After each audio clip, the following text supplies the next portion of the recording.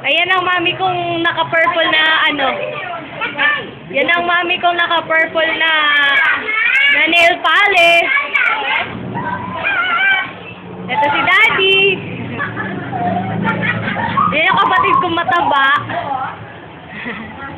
Ito yung mga pinsan ko. Yan, yung mataba na yan. Yung mataba. Ayan, si Ate Cheche, Kuya Tonton, Kuya Jonjon.